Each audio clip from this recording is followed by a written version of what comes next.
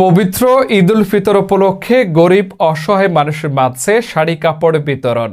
বিস্তারিত থাকছে সানোয়ার হোসেনের প্রতিবেদনে। ফরিদপুরের ভাঙ্গা উপজেলায় দুস্থ ও অসহায় মানুষদের ঈদ উপহার হিসেবে তাদের মাঝে শাড়ি বিতরণ করা হয়েছে। ঈদের আগে এসব বস্ত্র পেয়ে প্রায় 1000 অসহায়ের মুখে ফুটেছে হাসি।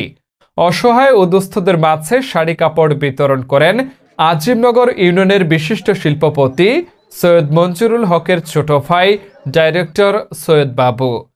আজ ২৬শে মার্চ বুধবার সকাল ৯ ঘটিকার সময় ভাঙ্গা উপজেলার কালামৃথা ইউনিয়নে হাই স্কুল মাঠে থেকে এ শাড়ি কাপড় বিতরণ শুরু করেন।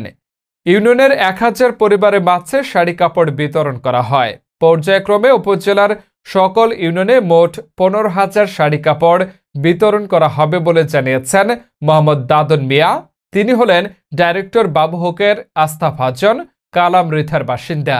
দাদন মিয়া উচ্চ শিক্ষায় শিক্ষিত, প্রচার বিমুখ, স্বেচ্ছাসেবী একজন সাদা মনের মানুষ, সমাজসেবক, পরোপকারী, গরিবের বন্ধু, উদার মনের মানুষ, যিনি নীরবে নিভৃতে গরিব দুঃখী অসহায় মানুষের ডাইরেক্টর বাবুর নির্দেশনায় সেবা করে চলেছেন।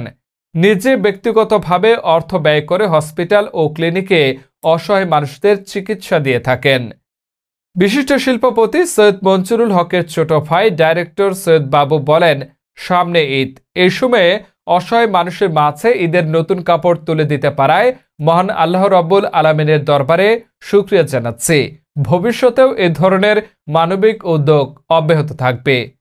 এ সময় তার সাথে উপস্থিত ছিলেন সিদ্দিক চেয়ারম্যান, লাভলু মিয়া, আব্দুল মান্নান মাস্টার, মেঘনা life insurance company area manager Faruk, Zakir Hossain, Atikur Rahman Atik, Karim, Asia ছিন্নমূল মানবাধিকার উপপরিচালক মোহাম্মদ সানোয়ার মাতুব্বর, শেখ ফরিদ ও মোহাম্মদ নুরুস সালাম সহ স্থানীয় নেতৃবৃন্দ।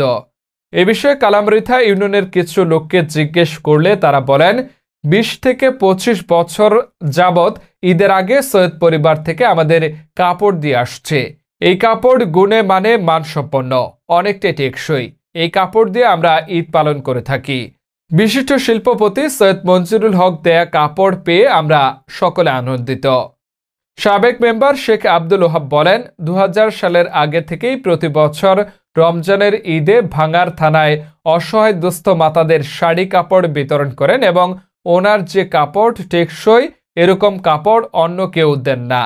এছাড়া তিনি দীর্ঘদিন ধরে এই ধরনের মানবিক কর্মকাণ্ড পরিচালনা ছাড়াও মানবিক উদ্যোগে সহযোগিতা দিয়ে আসছেন।